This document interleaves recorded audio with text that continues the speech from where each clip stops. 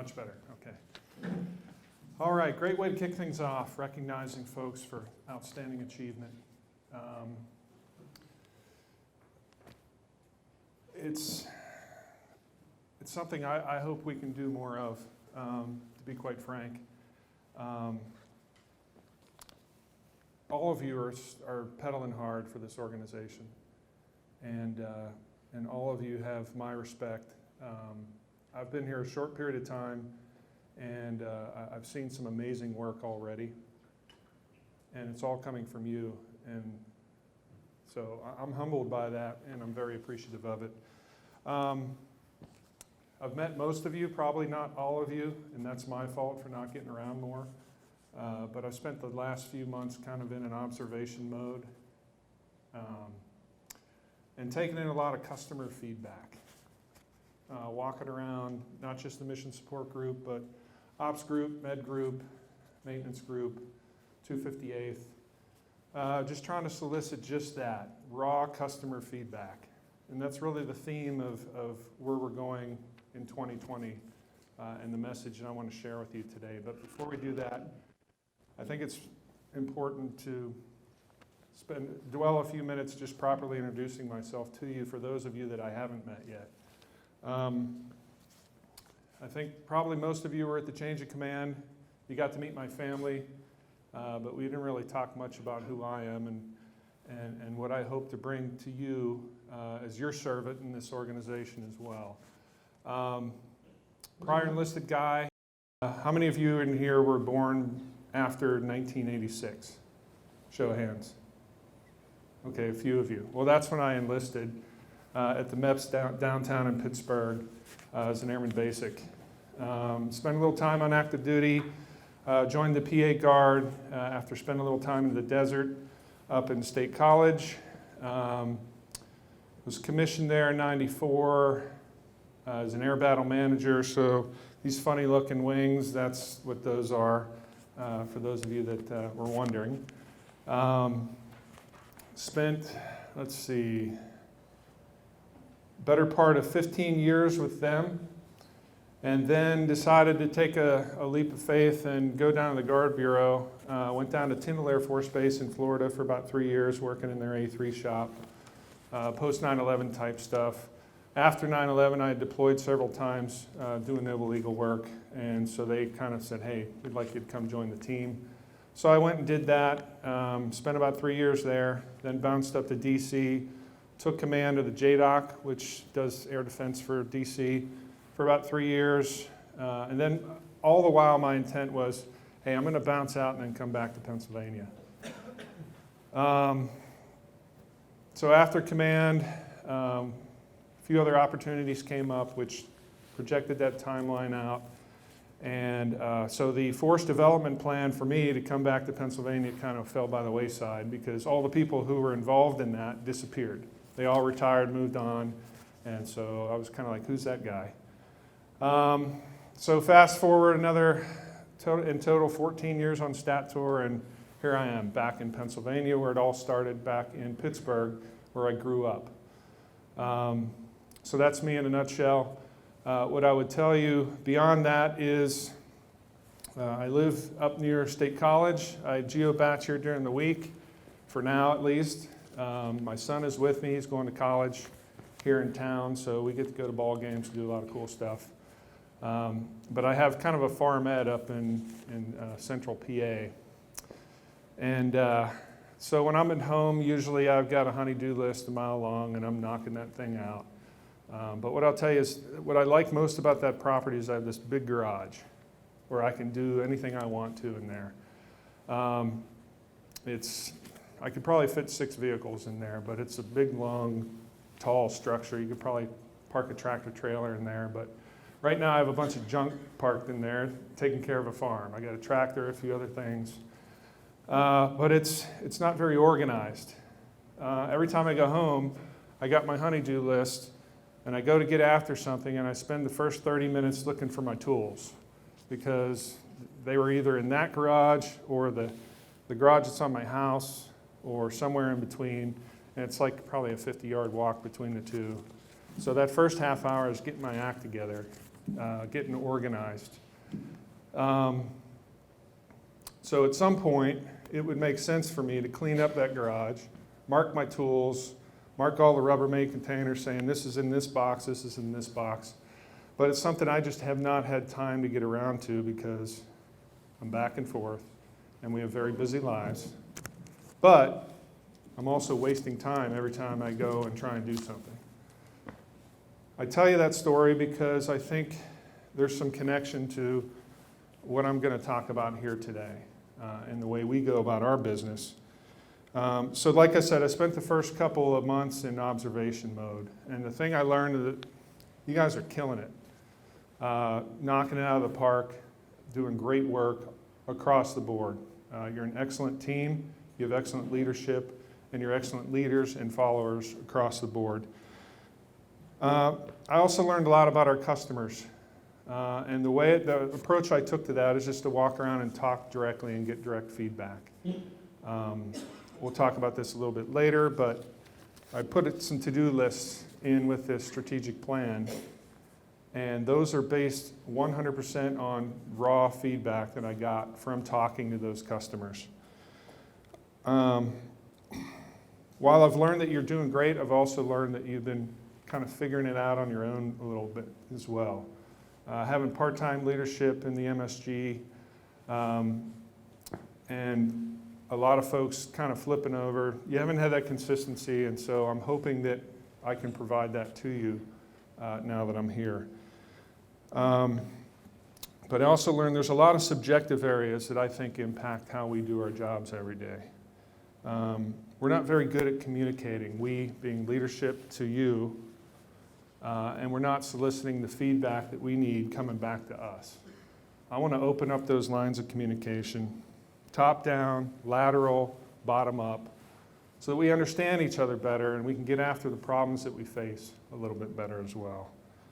Our processes change all the time, whether it's AFI's changing, state headquarters changing, us changing.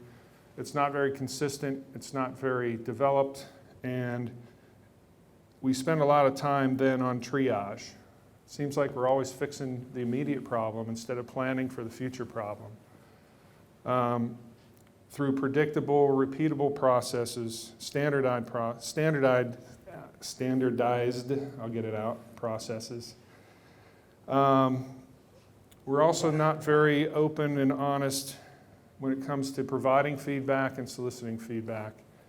There's a lot of ruminant that kind of gets out there, and I hope to replace that with dialogue. And this is, for all these things, I can't do these things. These are things that I need you to help me with. We also do a horrible job at mentorship, leadership development, force development, but the standards are already in place. So I'm hoping that we can turn a corner on that and start getting after OPRs, EPRs, but then also doing the performance feedback that goes along with that, whether you're a technician, a DSG, or an AGR. And I want to ensure that there's fairness in all those processes as well. We got a lot of cylinders of excellence, as I'll call them. We need to synergize more when it comes to how we all work together. I'll be honest with you, I kind of had a softer approach in mind when I got up here, but the things are just kind of coming out of my mouth the way they're coming out. And so I need to stop for a moment and say, I think you're all killing it. I'll say that again. What I think is, from a leadership level, we can do more to facilitate taking where we are to the next level. And that's what I hope to do for you. And I hope that you can do that for me as well, and we can work together to get that done. So I've watched a lot of things, and now it's time to take a little bit of action. You're the ones with the expertise to do it. I've got 20 years TAFMs with nothing to lose, so I'm willing to take some risks to move the organization forward, and I hope you'll do that with me. So my job, I'm your cheerleader, I'm your top cover. You're the ones that are going to do all the hard stuff because you're the experts that understand how to do it. I've never been a CE guy, I've never been a defender. I've not worked in LRS. But I've been a few places and done a few things, and I've seen how organizations work. So that's what I hope to bring to you. But I'm going to have to tap into your brains, your ideas, your innovation to move the ball forward. So how many of you had a chance to look at the strategic plan? Okay. For those of you that haven't seen it, we put it on the SharePoint. I encourage you to take a little time to go read it, kind of get familiar with it. I'll cover some of this stuff here, but there's a lot more stuff in there. But the punchline is customer first. That's the culture that I think needs to permeate this organization. And who is that customer? It's every airman. It's you as the person doing the work, as well as the people receiving the work that you do. And if the processes are making your job harder, then we need to raise some of that and change it and put something in its place that makes your job easier. Some things are always going to suck, right? DTS sucks. A lot of other things, processes that we have to do are still going to be what they are because that's just the way they are. But I challenge you to look at each one of those, and if there is a way to fix it at your level, fix it. And if there isn't, bring it to me and let me help you fix it, so that we can take things from where they are to a better place and hopefully give you a little bit of satisfaction when you go home at night to your families. You're not taking work with you, and you're not thinking about those things. And you're thinking about what's really, really important is the people that are going to be with you for the rest of your life after you leave here.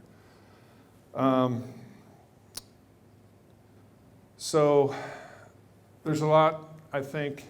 Can we go back to the mission and vision real quick? All right, so let's talk about this a little bit. As far as the mission, again, customer-centered.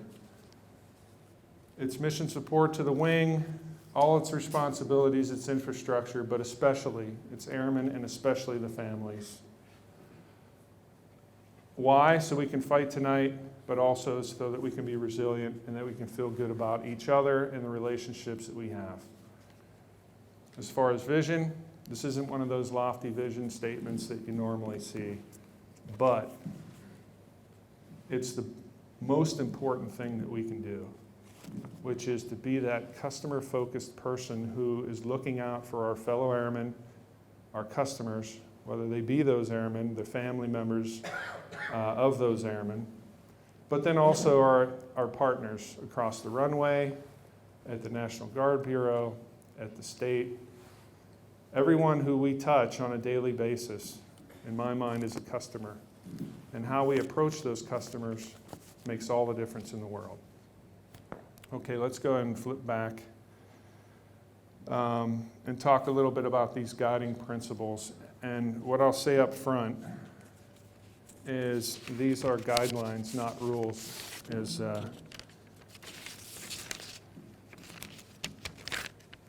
you might imagine. I'm old, so I have cheat sheets. So this is how I think things ought to go, but again, you're the ones who make them go. You're the experts. So I'm going to step through these, and then at the end we can take some questions and talk through them. So every airman is our customer. In my mind, the most important person in the room at the moment you're in the room with that customer. And who is that customer? You're that customer in terms of the work that you do, and they're the customer in terms of the service that you provide to them. We are the mission support group, so our mission is, again, to support. So if you don't know the answers, help them find the answers. Build bridges to others for their success. Listen, first and foremost. I'll tell you another quick story. I saw an email the other day that talked about some incentives that our members are entitled to. And the email, and this isn't to criticize the email, but there's a teaching moment within the email that I want to get to. It basically said, hey, there's a new standard out. There's a couple of attachments here. Take a look. Make sure everybody gets it. So I took a look at it, and when I opened the attachments, I learned that the incentives we were talking about took effect 1 October, and it had an impact on everybody's paycheck who was a part of that discussion. And they happened to probably open that email on the first payday of the new fiscal year. So they're just finding out for the first time that, hey, I may have just taken a hit on my pay. It referenced going to guidance for further instruction, but the guidance wasn't attached. In other words, again, it's a teaching moment. We need to think through who is that person at the other end of the email, and what are their needs, and what could we do to fashion that email or that message or that product or that project that we're working on to best reach that individual or that group. In the case of the email, it could have taken another 10 minutes of thinking through those steps to make a few extra moves that also would have made the workload for the sender much less. Because now they're going to pick up, the phone's going to be ringing off the hook saying, hey, what do I do? Where a little bit of proaction could have avoided that. So again, not to poke at that particular message or that particular instance, but it's very telling of the culture that I hope that we can all work together to adjust to that customer-focused look.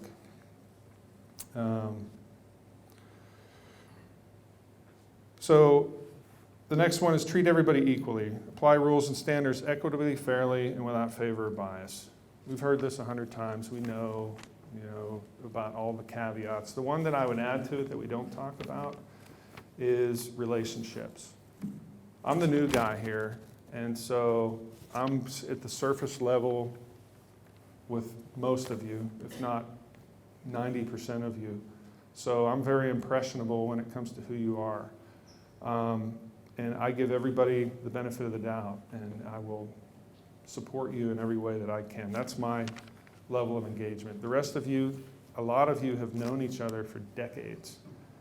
There are advantages to that, and there are also disadvantages, because you may be in a position where, through experiences, you may have developed favoritism in one direction or another. But everybody deserves an opportunity to grow. We all make mistakes, and there are chances for folks to turn a corner and to move forward. And so I only say that because I don't want you to be biased by the past when it comes to, sure, you learn hard lessons over and over, but when it comes to looking out for each other, and we get into formal processes like force development, everybody has an opportunity to grow. So when you're thinking about treating everyone equally, think about that as well, that there's another layer beyond the standard of whether it's, race, sex, all the other, the standard things that you hear about, hey, let's not discriminate. That's one more category that I would add. As an observer, coming in, having not been here, but seeing some of the interaction that I've seen thus far. Don't allow yourselves to fall into a trap of not looking out for each other based on whether it be family relationships or anything beyond that. I don't want to dwell on that point, but I did want to make it. Treat no as an outlier. If there's a path to yes, let's go after it. Let's try and before we just default to no, let's see if there's a way that we can make things happen. And whenever possible, teach people to fish. Empower other people to help themselves through the processes and the means that you go about doing your own job. Develop the tools if they're missing, whether they be checklists for force development or for EPRs, OPRs. If you're a supervisor and you can't get your folks to crank out their EPRs, there might be a reason. It might be too hard, particularly if they're DSGs. Think about putting yourself in their place and how can we make that better. Train your replacement, mentor, All those things that we talk about, but sometimes in the busyness of triage, we don't have time to do. Well, I can tell you that making the time to do those things will make this organization run much smoother. Trainee replacement. We have a gap in this organization between, we have a lot of young folks and we have a lot of folks that have been around a while. And then there's kind of a seam in between where, I took the last week or so and I've been sitting down with the commanders and the OPSOs under the MSG, and we're talking through force development and some other things. We need to build bridges for everybody throughout their career in a way where they can get from where they are to where they want to go. But if we don't have those conversations and we don't build those bridges and we don't mentor people to get into the right circumstances to excel and to do well, then we're not going to get there. And they're not going to get there. So let me skip down here on this. Can you scroll down a little bit? Under green dot, all this stuff that I'm talking about, that first bullet about the golden rule, that's what this is all about. This is all about do unto others as you would have done unto you. Treat each other with respect. Treat each other with how you would want to be treated if you were the customer at the distant end of that conversation. So, if you take nothing else away from what we talk about today, remember that the golden rule applies to each and every one of you. And I would ask that you extend that to everyone that you interact with. And that includes thinking through the second, third order effects of the work that you're doing and how it impacts that other person. Eliminate last-minute urgency from predictable events. A lot of what we do is paint by numbers. Processes that repeat. So if the processes are changing all the time or they're not in place, let's think about how we might develop ourselves and our processes to get after that a little bit better. I'm not saying that a lot of that isn't in place, but it seems like when we get to the end of the fiscal year, it's like we've never been to the end of the fiscal year. Those sorts of events that we can put on a calendar and we can track. And I know a lot of it's manpower dependent, and we're stuck in triage, but if we never develop the processes to get past triage, we're going to remain stuck in triage, if that makes sense. Our annual routine repeats as well. So again, at fiscal year, it's kind of a no-brainer, right? We know something's coming up. Let's plan for it. Let's be ahead of it.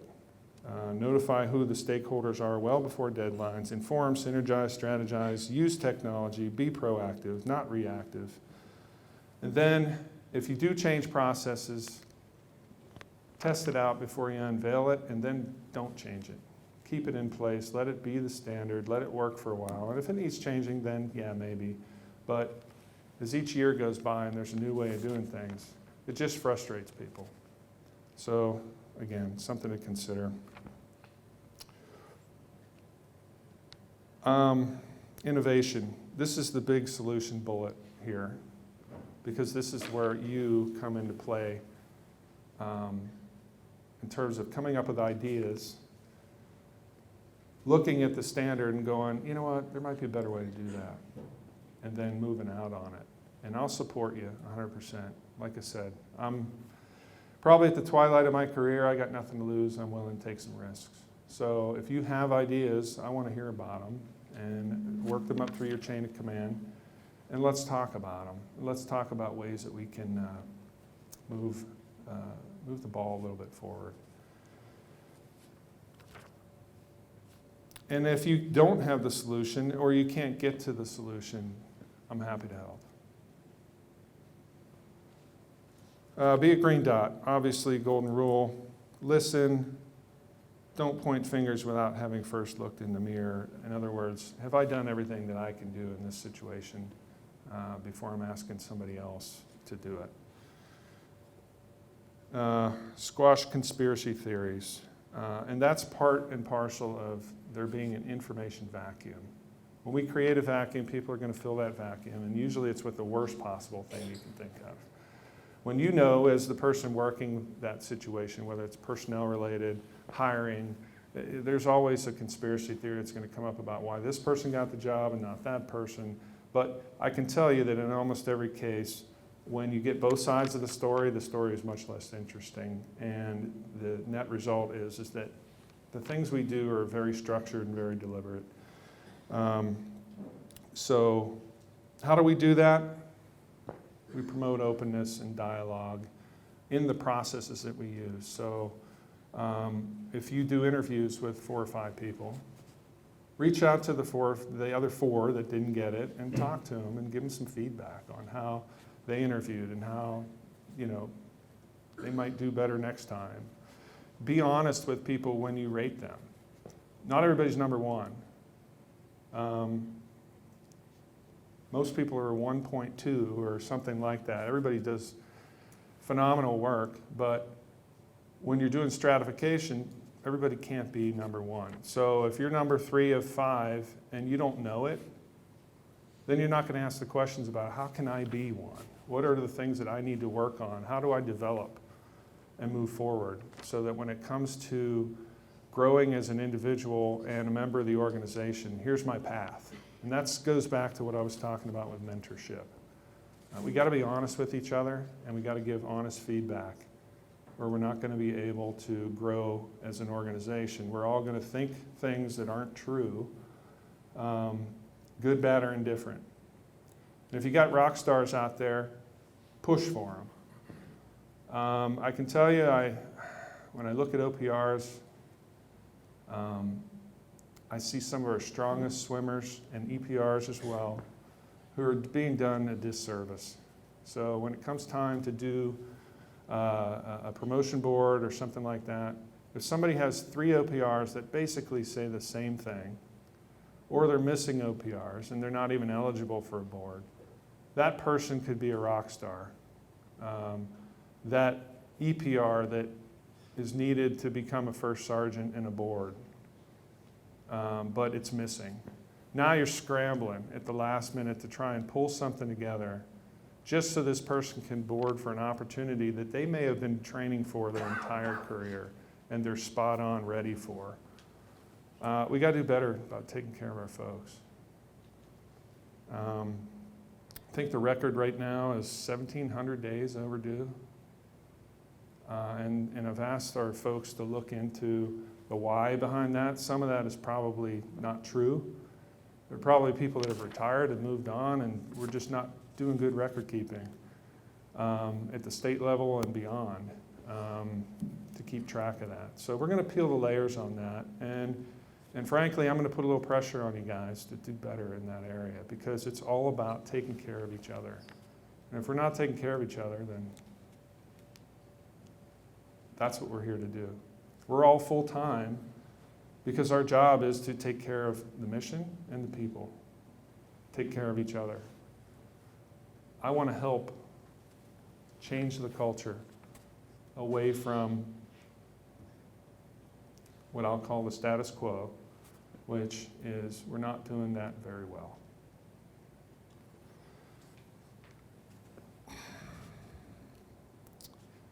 Obviously, stay resilient, physically, emotionally fit.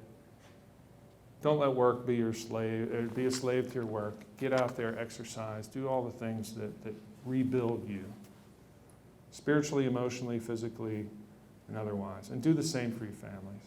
If you got leave on the books and your family's got a priority, make it your priority, and don't worry about this place. It'll be here when you get back.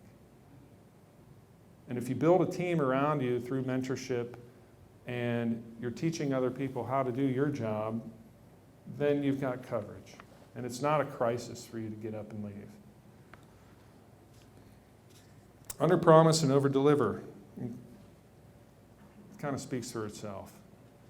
The opposite of that is you over promise, and then folks are disappointed when you don't come through. And that undermines your credibility, and in the end, you become that person who people are less apt to promote, to give more responsibility to. So if you can't get the answers, go out and find them. If you can't deliver, be honest. Just, keep it real, I guess. And then keep the main thing. All this stuff I'm telling you is kind of ethereal, overarching guidance, but you all do the job, and you all know how to do the job. And I'm not telling you to change the way you do everything. I'm just telling you how to think about how you do it, think through it, and put that customer at the first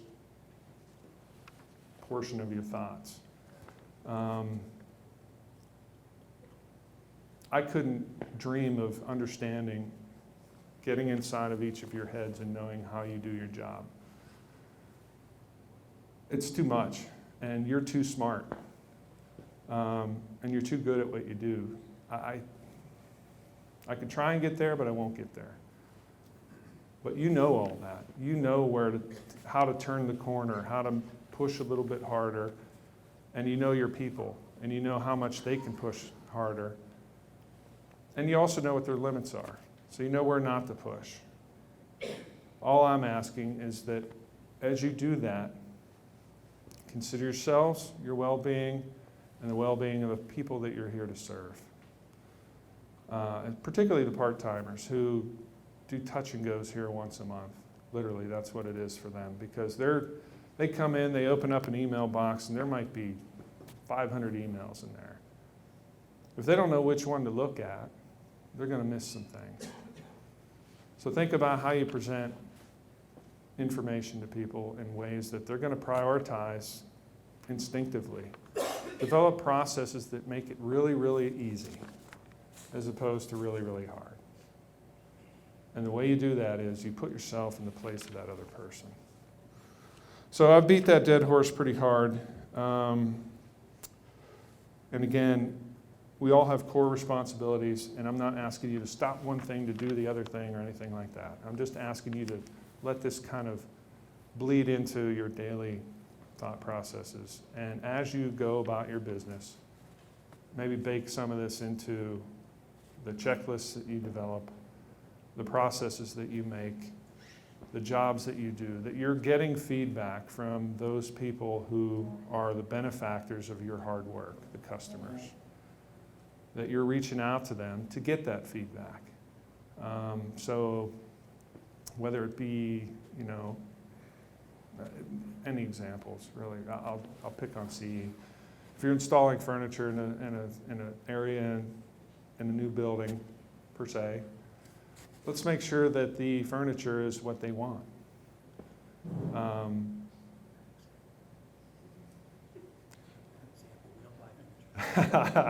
True. Okay. Now I can shift the blame to contracting, right? Okay. So, and that's not a real world example. I'm just pulling that out of thin air. The point being is that we all have niche responsibilities that we do as part of that mission support group to move this wing forward, both in mission and vision and taking care of people. So do pause, think about how we might do that better, and then come to me and go, boss, I need your help, because HRO's in my way, or this other organization's in my way, and I don't mind kicking a few doors down. I mean, what do I have to lose, right? So let me be that, not just that cheerleader for you, but that advocate. Provide you the top cover that you need to kick down a few doors. I'm happy to do it. I want to do it.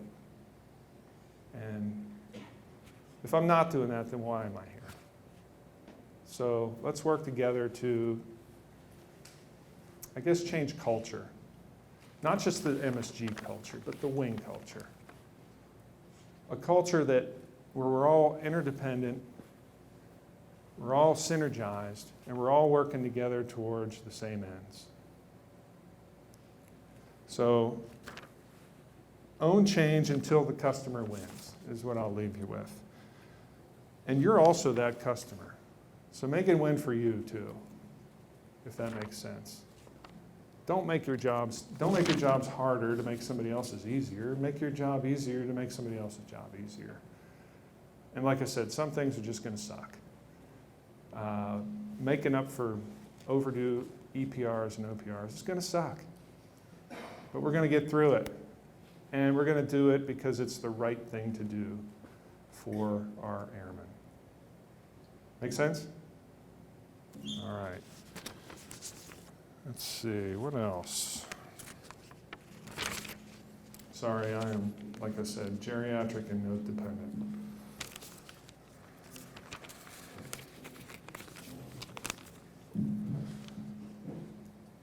So as you do take time to look through that, you'll see in the very back there are lists of things to do. And I want to touch on that a little bit because you're probably going to look at that list and you're going to go, you know what, I'm already doing that. Where's the colonel coming from? What's he talking about? Or, you know, we tried that 5 years ago and it didn't work. Or, you know, that's an okay idea, but I got a better idea. Well, the whole point of that list is this is the feedback that I've gotten from the wing directly. So that's what our customers think is or is not going on. So even if we do nothing about it, we still owe them an explanation as to why they feel that way. So that's the punchline here, is that the only way to solve that is dialogue, is to open up those channels of communication and to reach out to the customer and go, am I getting this right? And if there's not a way to do it the way they would like, which we're not going to please everybody, there is a way to explain it and go, okay, just so you understand, here's what you're asking me to do. Or, in order to do that, I need you to do this. It's a dialogue. But the intent is, of these lists, is for us to track them, to develop them, to grow them, or to shrink them in whatever manner they need to be grown, shrunk, changed. But the idea is we got to start at the beginning, and the beginning is the customer. And so that's the intent of the list. I do ask that as you look at, for each of your squadrons, there's a list there, and it's incomplete, and I really hope you'll add to it. These are all things that go above and beyond the daily things that we have to do. Mission support, core responsibilities. They're not extras, but they're things that I think if we do them, or at least answer to them, then we're going to build that culture and that synergy throughout the organization. So that's the intent. Before you read the list, read the page and a half that precedes it, because I think it's important that you understand why I did this, why I put these lists together. And hopefully, I think I'm a better writer than a speaker, so maybe that'll get through a little bit better than I'm able to stand up here and do. But again, I'm beating the horse until it's ready to kick me, right? Customer, customer, customer. That's what it's all about.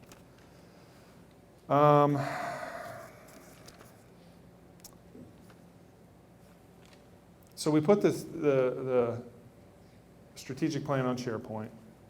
We put another document on there that we put together after going to the Fall Leadership Forum.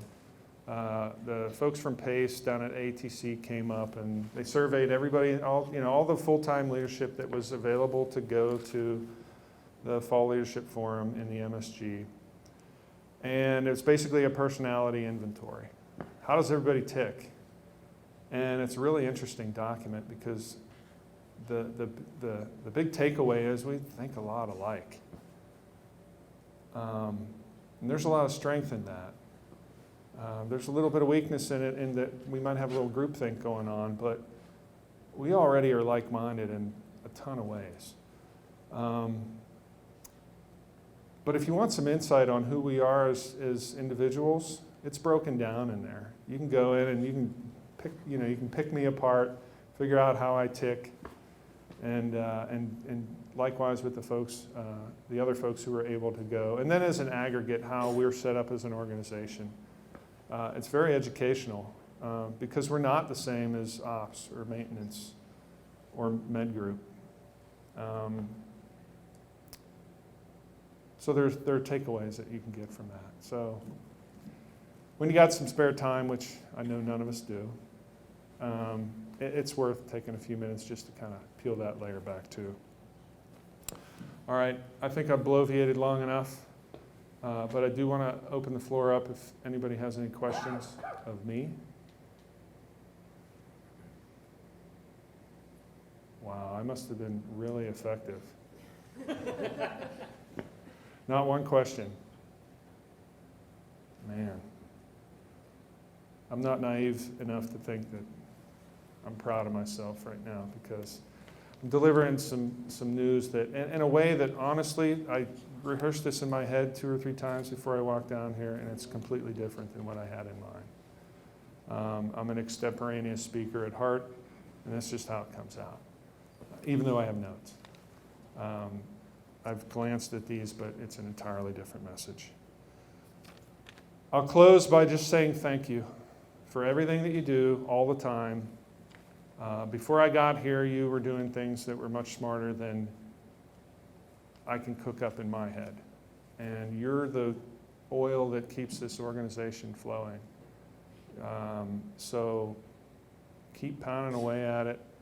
And please do allow me to be your servant in terms of leadership. Come to me with your problems, and let's work together to fix them. I'll do my part to kind of highlight things that I see along the way. And hopefully we're syncing up on some of that. If you're in total disagreement, I love to argue. So come talk to me. And it won't be an argument. And here's what I'll add to that. Every conversation is an argument, okay? So I used to teach English, and my son is taking English right now. And that's one of the things that his teacher's trying to drive home to him, and I'm trying to do the same thing. And if you think about it, every conversation that you have is an argument, because you're both trying to achieve an objective, right?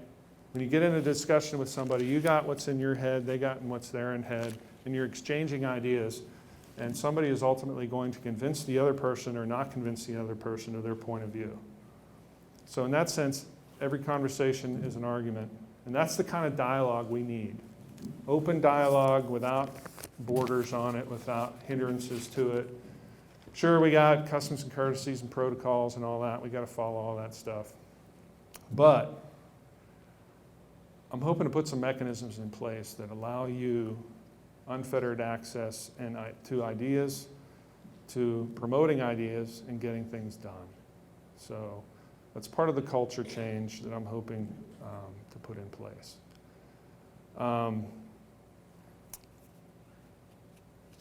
So my goal in the short time that I have here, which I don't know how long that's going to be, is to leave the place a little bit better than I found it. But I can't do that myself. I need your help in order to do that. So please work with me. And the other thing I'd add to is that every product that you do, every email, every phone call, every act is a resume. It's a reflection of your own work. So, file that away in the back of your mind a little bit and think through that. And what that means is that, and same's true for me, I'm already critiquing myself as I stand up here talking to you. But everything we do is a resume. And it reflects on who we are as people, how we work together as an organization, and how often we get to either high-five each other or not high-five each other. So let's high-five each other more. Let's argue less. Let's push the organization. And I'll close with this. It's a big organization of which the Mission Support Group is only part. But our criticality to that organization is, it's why we're here, is to support the mission, whether it's flying or maintenance, medical. Those are the other groups, but we're the ones who get folks out the door, hopefully with orders in hand by 180 days. prior to deployment so that they can get full access to their TRICARE. We're the ones who are developing our airmen in ways that will prepare the Air Force, the Air Guard, the Pennsylvania Guard, and the 171st for the future. Because we're all going to hang it up one day and walk out of here. But what we leave behind us is up to us. We're the ones that look after the infrastructure of this place. We got a lot of old buildings here, and it's hard to keep up with that stuff. But we're the ones that keep it all moving, whether it be defending the perimeter, keeping the infrastructure going, getting the contracts in place we need to make the purchases that we need to make, taking care of our airmen while they're deployed and while they're at home, and making sure that they have the benefits of all the hard work that they do for us, given back to them. Okay, that's all I've got. And it's probably longer than I anticipated and longer than you anticipated. But again, I leave you with this: customer first. Thanks.